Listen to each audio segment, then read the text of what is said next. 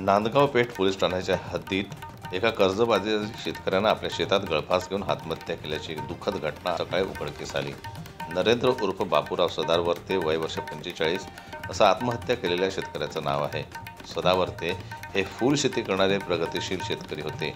काही वर्षापूर्वी त्यांनी मुलीच्या शिक्षणासाठी आणि घर बांधणीसाठी शेवती रोडवरचे स्वतःचे शेत विकले होते। त्यानंतर त्यांनी पुन्हा मक्तेदारीने शेती घेत फूल शेती सुरू केली होती। मात्र सततच्या नापिकी आणि आर्थिक अडचणींमुळे त्यांच्यावर कर्जाचा डोंगर जमा झाला होता। यावर्षी सुद्धा शेतमालाला अपेक्षित भाव न मिळाल्यानं ते मानसिक तणावाखाली होते। घटनेच्या दिवशी सकाळी त्यांनी मित्रपरिवाराशी सहजतेने संवाद साधला, परंतु त्यानंतर शेतात जाऊन गळफास लावून आत्महत्या केली। या घटनेमुळे परिसरामध्ये हळहळ व्यक्त होत आहे। घटनेची माहिती मिळताच खासदार बळवंत वानखडे व माजी मंत्री यशोमती ठाकूर यांनी रुग्णालयात धाव घेऊन मृतकाच्या कुटुंबियांची भेट घेतली व त्यांना सांत्वन दिलं। त्यांनी प्रशासनाला तातडीने आर्थिक मदत देण्याची विनंती केली आहे।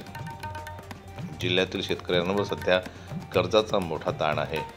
नापिकी, कर्जबाजारीपणा आणि पिकांना मिळणारा कमी दर यामुळे आत्महत्यांचे प्रमाण वाढले असून पेरणीचा काळ जवळ येत असल्यानं शेतकरी अधिकच चिंतेत आहे। जनमत लाईव्ह न्यूज करता राजेश्वर गोरमाडे यांची रिपोर्ट, अमरावती।